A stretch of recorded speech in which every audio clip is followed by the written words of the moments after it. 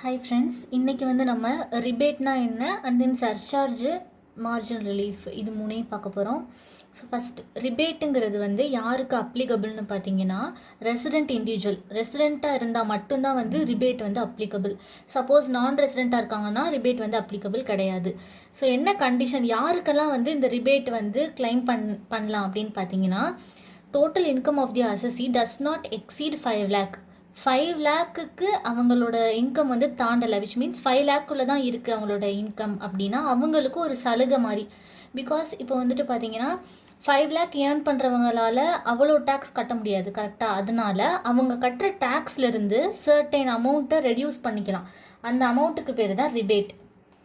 So எவ்வளோ ரிபேட்டாக நம்ம claim பண்ணிக்கலாம்னு பார்த்தீங்கன்னா 100% ஆஃப் டேக்ஸ் லைபிலிட்டி, அதாவது அவங்க கட்டுற டேக்ஸில் 100%ஐயும் ரிபேட்டாக கிளைம் பண்ணிக்கலாம்.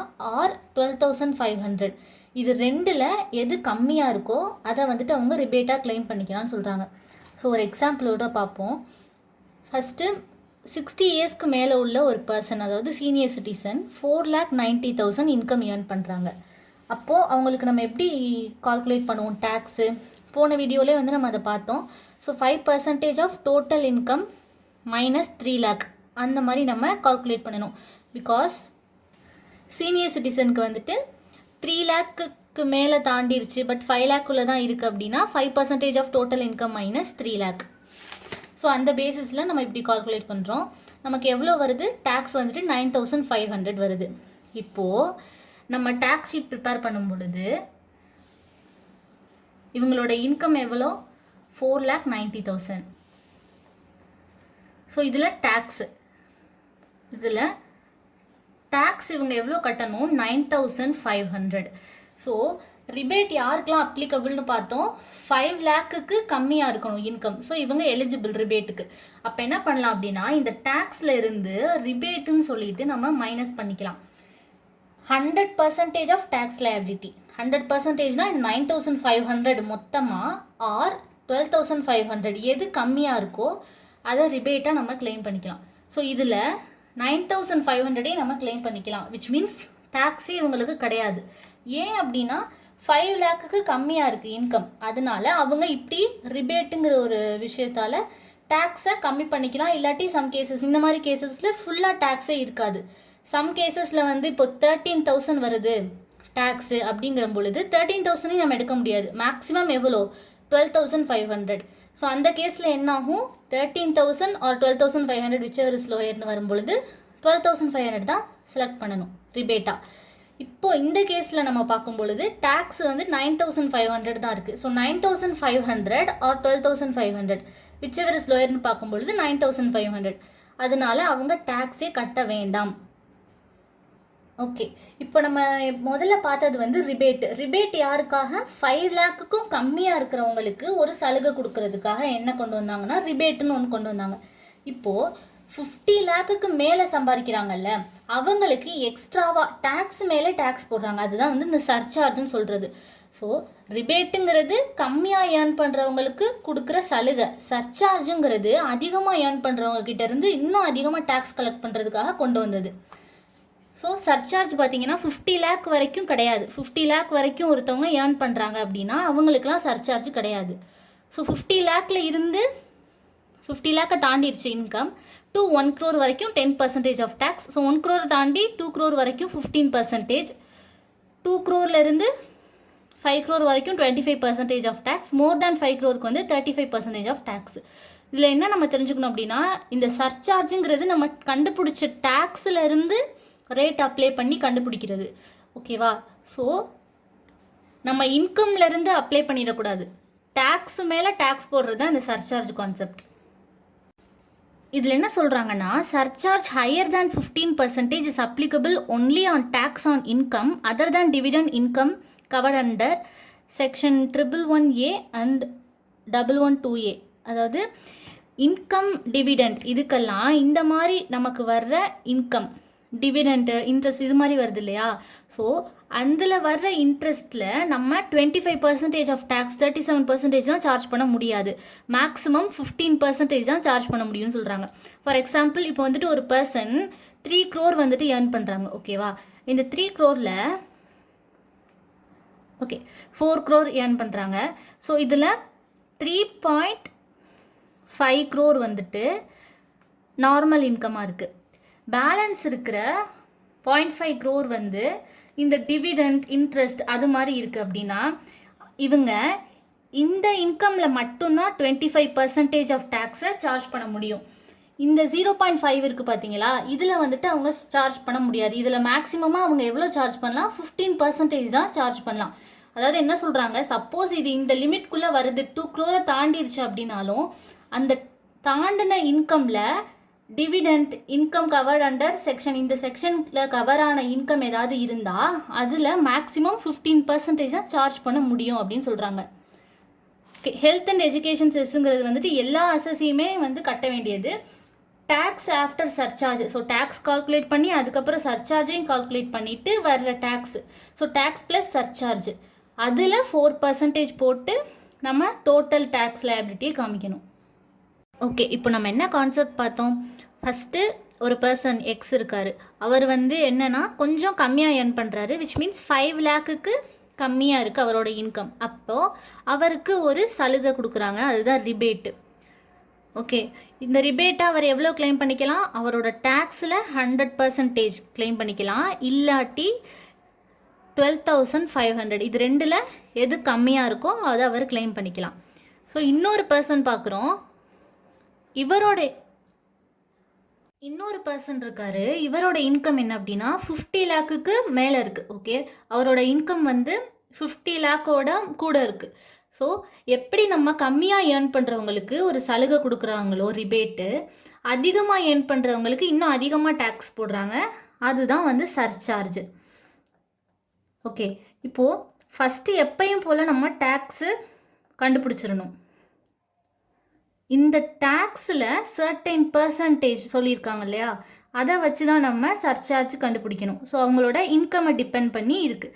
இதுதான் வந்துட்டு 2 டிஃப்ரெண்ட் கான்செப்ட், ரிபேட் அண்ட் சர்சார்ஜுக்கு இருக்கிற டிஃப்ரென்ஸ். இப்போது மார்ஜினல் ரிலீஃப்னு ஒரு கான்செப்டை கொண்டு வராங்க. இது எதுக்குன்னு பார்த்தீங்கன்னா, ஸோ ஒரு பர்சன் இருக்கார், இவர் என்ன பண்ணுறாரு, ப்ரீவியஸ் இயரில் 50 lakh வந்துட்டு ஏர்ன் பண்ணுறாரு. ஓகேவா, ஸோ ப்ரீவியஸ் இயரில் என்ன பண்ணுறாரு, 50 lakh ஏர்ன் பண்ணுறாரு. இந்த வருஷம் 50 lakh 10,000 ஏர்ன் பண்ணுறாரு. ஸோ இவர் எக்ஸ்ட்ராவாக எவ்வளோ ஏர்ன் பண்ணியிருக்காரு, 10,000. இப்போது நம்ம கான்செப்ட் வைஸ் பார்த்தோம் அப்படின்னா என்ன சொல்லியிருக்காங்க, 50 lakh வரைக்கும் சர்சார்ஜ் கிடையாது, நம்ம டேக்ஸ் கால்குலேட் பண்ண மட்டும் போதும் அப்படின்னு சொல்லியிருக்காங்க. ஆனால் 50 lakhை விட ஒரு ரூபா தாண்டினா கூட 10% ஆஃப் டேக்ஸ்ன்னு சொல்லியிருக்காங்க. ஸோ இப்போ நம்ம அப்படி கால்குலேட் பண்ணோம்னா ஃபஸ்ட்டு 50 lakhக்கு எவ்வளோ டேக்ஸ் வரும்னு பார்க்கும் பொழுது, ஸோ இதான் வந்துட்டு டேக்ஸ். நான் ஏன் ரொம்ப ஒர்க் அவுட் பண்ணலைன்னா, நம்ம ப்ரீவியஸ் வீடியோவிலே பார்த்தாச்சு எப்படி நம்ம டேக்ஸ் கால்குலேட் பண்ணோன்னு. ஸோ இது வந்து ஒரு ஜென்ரல் கேஸில் 10 lakh எக்ஸீட் பண்ணும் பொழுது நம்ம இப்படி தான் வந்து டேக்ஸ் கால்குலேட் பண்ணணும். 1,12,500 + 30% of total income minus 10 lakh. So அந்த இதை வச்சு தான் நம்ம கால்குலேட் பண்ணியிருக்கோம். இப்போது நம்ம சர்சார்ஜ் இருக்கா இல்லையான்னு எதை பார்த்து தெரிஞ்சுக்கணும், இன்கம்மை பார்த்து தான் கண்டுபிடிக்கணும். ஸோ 50 lakh வரைக்கும் ஏர்ன் பண்ணியிருக்கிறவங்களுக்கு சர்சார்ஜ் கிடையாது.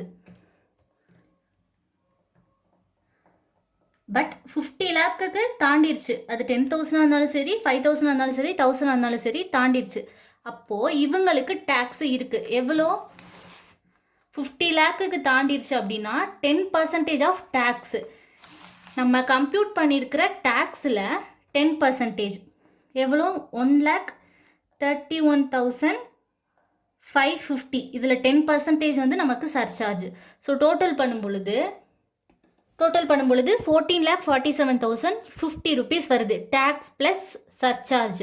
இதில் 50 lakhங்கிறதுனால சர்சார்ஜ் கிடையாது, அதனால் டோட்டலாக அவங்க எவ்வளோ கவர்மெண்ட்டுக்கு பே பண்ணணும், 13,12,500 வந்துட்டு பே பண்ணணும், டேக்ஸ் ப்ளஸ் சர்சார்ஜ். இதுக்கப்புறம் செஸ் கம்ப்யூட்டேஷன் இருக்குது, பட் இது வரைக்கும் உங்களுக்கு சொல்கிறேன். ஓகே, இப்போது இவர் எவ்வளோ எக்ஸ்ட்ராவாக இன்கம் ஏர்ன் பண்ணியிருக்காரு பாருங்கள். ஜஸ்ட் ஒரு 10,000 வந்து கூட ஏர்ன் பண்ணியிருக்காரு. போன வருஷத்தோட இந்த வருஷம் வந்து 10,000 கூட ஏர்ன் பண்ணியிருக்காரு.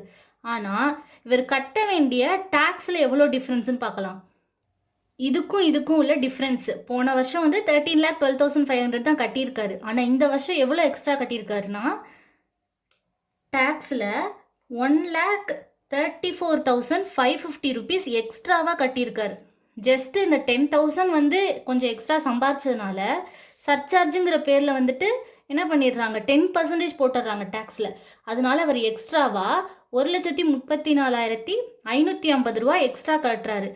இதை வந்து குறைக்கிறதுக்கு அப்படி தான் என்ன கொண்டு வந்திருக்காங்க, மார்ஜினல் ரிலீஃப்னு கொண்டு வந்திருக்காங்க. ஜஸ்ட் ஒரு ஸ்மால் அமௌண்ட் ஆஃப் இன்கம் நம்ம எக்ஸ்ட்ரா ஏர்ன் பண்ணுறதுனால இவ்வளோ டிஃப்ரென்ஸு நமக்கு டேக்ஸில் வருது. அதை ரெடியூஸ் பண்ணுறதுக்கு தான் மார்ஜினல் ரிலீஃப். இன்கம் டேக்ஸ் ஆக்டில் என்ன சொல்லியிருக்காங்க அப்படின்னா, மார்ஜினல் ரிலீஃபுங்கிறது யாருக்கெல்லாம் கொடுக்கலாம், is given to individual whose income is beyond the threshold limit after which surcharge is payable. Surcharge pay பண்ணக்கூடிய இன்கம், அதுக்கு அந்த கேட்டகரியில் வர்றவங்களுக்கு தான் வந்து இந்த மார்ஜினல் ரிலீஃப். ஃபார் எக்ஸாம்பிள், இப்போ எதுலேருந்து நமக்கு ஸ்டார்ட் ஆகுது சர்சார்ஜ் வந்து 50 லேக்குக்கு தாண்டினா தான் வந்து சர்சார்ஜே அப்ளிகபிள். 50 லேக் வரைக்கும் சர்சார்ஜே கிடையாது, கரெக்டாக?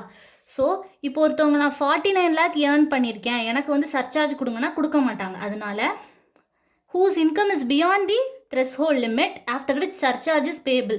ஸோ இந்த த்ரெஷ்ஹோல்ட் லிமிட்டை தாண்டினா தான் சர்சார்ஜ் பேயபிள். அந்த மாதிரி இன்கமாக அவங்க ஏர்ன் பண்ணியிருக்கணும். ஃபார் எக்ஸாம்பிள் 51 லேக், 50 லேக்கு தாண்டி இருக்கணும். அப்போ தான் வந்து அவங்க மார்ஜினல் ரிலீஃப் அதுக்கு கிளைம் பண்ண முடியும். பட் அது மட்டும் பத்தாது, இன்னொரு கண்டிஷன் சொல்கிறாங்க. Net income above threshold is lesser than சர்சார்ஜ்னு சொல்லியிருக்காங்க. அதாவது இப்போது த்ரெஷ்ஹோல்ட் லிமிட்டை தாண்டி எவ்வளோ இன்கம் இருக்கோ அந்த இன்கம் சர்சார்ஜை விட கம்மியாக இருக்கணும்னு சொல்கிறாங்க. ஸோ இப்போ 51 லேக் பார்த்தீங்கன்னா த்ரெஷ்ஹோல்ட் லிமிட் எவ்வளோ, இதில் 50 லேக்கை தாண்டி இருக்குது. அப்போ இதுதான் வந்து த்ரெஷ்ஹோல்ட் லிமிட் 51 லேக்குக்கு. இன்கம் எவ்வளோ எக்ஸீட் ஆகியிருக்கு, 50 லேக்கை விட 1 லேக் எக்ஸ்ட்ரா. அதுதான் வந்துட்டு net income above threshold limit. Threshold லிமிட்டை தாண்டி எவ்வளோ இன்கம் ஏர்ன் பண்ணியிருக்காங்களோ அதுதான் வந்து net income above threshold limit. So இந்த 51 லேக்குக்கு நம்ம சர்சார்ஜ் கால்குலேட் பண்ணுவோம் பார்த்தீங்கன்னா, அந்த சர்சார்ஜை விட இந்த இன்கம் கம்மியாக இருக்கணும். அப்போ தான் வந்துட்டு சர்சார்ஜுக்கு நம்ம மார்ஜின் ரிலீஃப் கிளைம் பண்ணிக்கலாம். ஸோ இந்த எக்ஸாம்பிள் வச்சு சொல்கிறேன் பாருங்கள். இப்போ இந்த 51 லேக்குக்கு சர்சார்ஜ் கால்குலேட் பண்ணும்பொழுது 1,34,250 இருக்கா. இது net income above threshold limit எவ்வளோ, 50 லேக் தான் நம்மளோட த்ரெஷ்ஹோல்ட் லிமிட். 50 லேக்கை விட எவ்வளோ இன்கம் கூடியிருக்கு, 1 லேக்கு. ஸோ 51 லேக்குனா 1 லேக் தான் வந்துட்டு net income above threshold limit. அப்போ இந்த 1 லேக் வந்து இந்த சர்சார்ஜை விட கம்மியாக இருக்கா, பிகாஸ் சர்சார்ஜ் எவ்வளோ, 1,34,250. எப்போவுமே நெட் இன்கம் அபவ் த்ரெஷ்ஹோல்டு வந்துட்டு நம்மளோட சர்சார்ஜை விட கம்மியாக இருக்கணும். அப்போ தான் மார்ஜினல் ரிலீஃப் கிளைம் பண்ண முடியும். இல்லைனா வந்துட்டு நம்மளால் கிளைம் பண்ண முடியாது. பிகாஸ் நம்மளோட எக்ஸ்ட்ரா இன்கம் வந்து சர்சார்ஜை விட கம்மியாக இருக்கணும். சப்போஸ் நம்ம இன்கம் நிறையா இருக்குது, சர்சார்ஜ் கம்மியாக இருக்குது, லைக் வந்து இப்போ பாருங்கள், இது வந்துட்டு ஒரு 2 லேக்காக இருக்குதுன்னு வச்சுக்கோங்க. ஓகேயா, 2 லேக்காக இருக்குது, சர்சார்ஜ் வந்து 2 லேக்கை விட கம்மியாக இருக்குது. ஓகே, இந்த கேஸில் மார்ஜினல் ரிலீஃப் நமக்கு கிடையாது. ஸோ நம்ம புக்கில் உள்ள எக்ஸாம்பிள் வச்சு சொல்கிறேன், இன்னும் கிளியராக உங்களுக்கு புரியும். அதுக்கு முன்னாடி மார்ஜினல் ரிலீஃபோட ஃபார்முலா எப்படி நம்ம கால்குலேட் பண்ணணும்னா, இந்த ஃபார்முலாவை கொஞ்சம் நம்ம மனப்பாடம் பண்ணிக்கணும். Tax and surcharge on income. For example இப்போ 51 லேக் தான் நம்ம இன்கம். இந்த எக்ஸாம்பிள் வச்சே பார்க்கலாம். இதில் எப்படி நம்ம டேக்ஸ் கண்டுபிடிப்போம், சர்சார்ஜ் கண்டுபிடிப்போம், நம்ம இப்போ ஒரு எக்ஸாம்பிள் பார்த்தோம்ல, அதே மாதிரி கண்டுபிடிச்சிட்டு அதில் இருந்து 50 லேக்குக்கு எவ்வளோ டேக்ஸ், இங்கே ஏன் 50 லேக் எடுக்கிறோம், இது எந்த த்ரெஷ்ஹோல்ட் லிமிட்குள்ளே வருது, 50 லேக் டு 1 crore, அந்த லிமிட்டில் வந்துச்சுன்னா 50 லேக் எடுக்கணும். ஸோ 1 crore டு 2 crore இருக்கும்பொழுது 1 crore எடுக்கணும், 2 crore டு 5 crore இருக்கும்போது 2 crore எடுக்கணும். அது மாதிரி இந்த வேல்யூ மட்டும் மாறும், இந்த 2 வேல்யூ மட்டும். Okay, so tax and surcharge on income, அதிலிருந்து நம்ம என்ன மைனஸ் பண்ணணும், 50 லேக்கில் எவ்வளோ டேக்ஸ், இந்த கேஸில் 50 லேக்கில் எவ்வளோ டேக்ஸ் ப்ளஸ் எவ்வளோ அமௌண்ட் வந்து 50 லேக்கை எக்ஸீட் பண்ணுது. ஸோ இந்த கேஸில் வந்து 1 லேக் எக்ஸீட் பண்ணுது, அதுதான் வந்துட்டு income minus 50 lakh. So 1 crore தாண்டி இருக்குது அப்படின்னா, so for example 1 crore 1 lakh இருக்குன்னு வச்சுக்கோங்க. 1 crore 1 லேக் மைனஸ் 1 crore தான் வரணும். பிகாஸ் எந்த த்ரெஷ்ஹோல்ட் லிமிட்டில் இருக்குது, அது 1 crore எக்ஸீட் பண்ணுற லிமிட்டில் இருக்குது. அந்த கேஸில் இருக்கா. ஸோ அந்த கேஸில் இருக்கும் பொழுது இந்த 50 லேக்கை நம்ம போட்டுறக்கூடாது, 1 crore தான் போடணும். இதுதான் ஃபார்முலா. ஸோ மார்ஜினல் ரிலீஃப்க்கு இந்த ஃபார்முலா தான் நம்ம அப்ளை பண்ணணும். ஓகே, இப்போ நம்ம புக்கில் என்ன சொல்லியிருக்காங்க அப்படின்னா, ஒரு பர்சன் இருக்காங்க, அவங்க தான் அசஸி. ஓகே, யாரோட இன்கம்மை நம்ம டேக்ஸ் சார்ஜ் பண்ணுறோமோ அவங்களுக்கு பேர் தான் அசசி. ஸோ அவங்களோட வயசு எவ்வளோவா 52 இயர்ஸ், விச் மீன்ஸ் அவங்க 3rd கேட்டகரியில் வருவாங்க, ஜென்ரல் கேட்டகரியில். ஃபஸ்ட்டு கேஸில் அவங்களோட இன்கம் 49,90,000. ஸோ எப்படி டேக்ஸ் கால்குலேட் பண்ணுவோம்? 10 lakhக்கு மேலே இருந்தால் 1,12,500 plus 30% of total income minus 10 lakh. So இந்த கேஸில் 39,90,000 வரும். பிகாஸ் 49,90,000 தான் டோட்டல் இன்கம், மைனஸ் 10 lakhங்கும்போது இப்படி வரும். ஸோ இதே மாதிரி தான் 2 and 3க்கும் கால்குலேட் பண்ணணும். 2ஓட இன்கம் எவ்வளோ? ஸோ கேஸ் 2ல் வந்து இவரோட இன்கம் வந்து 50,10,000. 3rd கேஸ் ஒன்று சொல்லியிருக்காங்க 60 lakh. ஸோ இதுக்கு எப்படி கால்குலேட் பண்ணுவோம்? 1,12,500 ப்ளஸ் 30% ஆஃப் 50,10,000 மைனஸ் 10 lakhன்னு வரும் பொழுது 40,10,000. அண்ட் தென் 3rd கேஸில் 1,12,500 ப்ளஸ் 30% ஆஃப் 60 lakh மைனஸ் 10 lakhன்னு வரும் பொழுது 50 lakh வரும். இவங்களோட டேக்ஸ் எவ்வளோ இப்போது? ஃபஸ்ட்டு கேஸில் 13,09,500, செகண்ட் கேஸில் 13,15,500, தேர்ட் கேஸில் 16,12,500. ஸோ நீங்கள் இந்த மெத்தட்லேயே ஈஸியாக போடலாம், இல்லாட்டி புக்கில் கொடுத்துருக்க மெத்தடையும் ஃபாலோ பண்ணலாம். ஸோ புக்கில் என்ன கொடுத்துருக்காங்க அப்படின்னா இந்த மாதிரி. ஸோ 2,50,000 வரைக்கும் டேக்ஸ் கிடையாது, அதை தாண்டும் பொழுது அந்த இன்கம் பர்டிகுலர் இன்கம்க்கு வந்து 5%. இந்த மெத்தட் வந்து நம்ம ப்ரீவியஸ் வீடியோவில் சொல்லியிருப்போம். ஸோ அந்த மெத்தடில் நீங்கள் போடணுன்னா அதை போய் பார்த்துக்கோங்க. இதுதான் வந்துட்டு ஈஸி எப்போவுமே. ஓகே, இப்போ டேக்ஸ் கால்குலேட் பண்ணியாச்சு. நெக்ஸ்ட்டு நம்ம பண்ண வேண்டியது என்னென்னா இன்கம்மை செக் பண்ணணும். பிகாஸ் யாராச்சும் ஹையர் டேக்ஸ் பே பண்ணும் பொழுது என்ன பண்ணணும்? சர்சார்ஜ் போடணும். விச் மீன்ஸ் 50 lakhக்கு தாண்டும் பொழுது சர்சார்ஜுங்கிற ஒரு கான்செப்ட் வருது. 50 lakhக்குள்ளே இருந்தால் சர்சார்ஜ் வராது. இப்போது இதில் யாருக்குமே ரிபேட் கிடையாது. ஸோ ரிபேட் தேவையில்லை. ரிபேட் யாருக்கு? 5 lakhக்கு கம்மியாக ஏர்ன் பண்ணுறவங்களுக்கு தான் வந்து ரிபேட். ஸோ இங்கே எல்லாருமே வந்துட்டு 50 lakhக்கு நியராக இருக்காங்க. ஓகே, 50 lakhக்கு கம்மியாக இருக்கிறதுனால இவங்களுக்கு சர்சார்ஜ் கிடையாது. ஸோ 2 பேருமே 50 lakhக்கு எக்ஸீட் ஆகுறாங்களா? இவங்க 2 பேரும் எந்த த்ரெஷ்ஹோல்ட் லிமிட்டில் இருக்காங்க? 50 lakh to 1 crore. இதில் நம்ம என்ன பார்த்தோம்? 10% ஆஃப் டேக்ஸ். டேக்ஸில் 10% சர்சார்ஜ் கால்குலேட் பண்ணணும். இவங்களுக்கு எவ்வளோ? 13,15,500ல் 10% வந்துட்டு 1,31,550. இவங்க 1,61,250. இதுதான் வந்துட்டு இவங்களோட சர்சார்ஜ். இப்போ டோட்டலாக நம்ம என்ன பண்ணணும்? டேக்ஸ் ப்ளஸ் சர்சார்ஜ்னு போட்டுட்டு இது ரெண்டையும் ஆட் பண்ணணும்.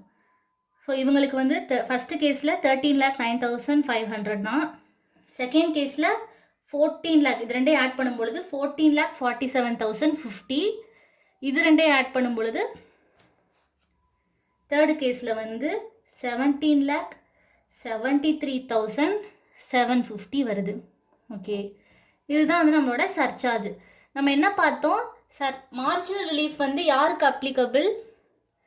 சர்சார்ஜ் வந்து அந்த இன்கம்மை விட கூட இருக்கணும்.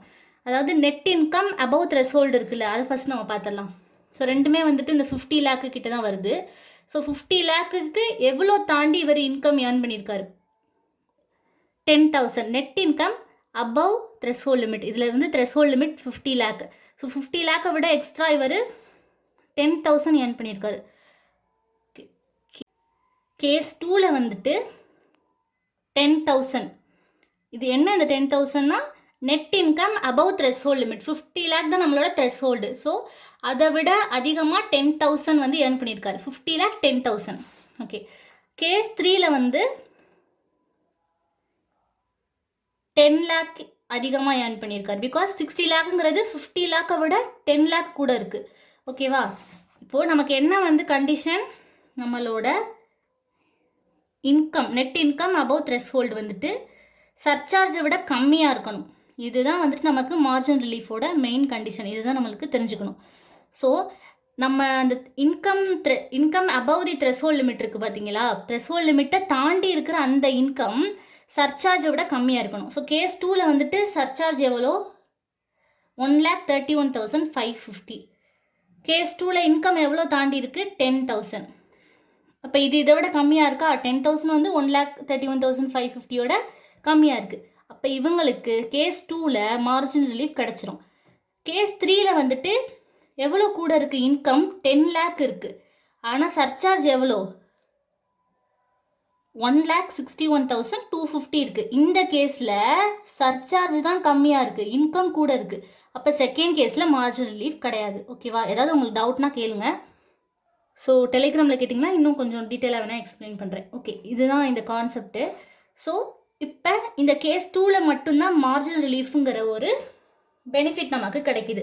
அப்போ என்ன பண்ணணும்னு பார்த்தீங்கன்னா லெஸ் மார்ஜினல் ரிலீஃப் இதுக்கு கிடையாது. ஸோ எப்படி மார்ஜினல் ரிலீஃப் கண்டுபிடிக்கணும்?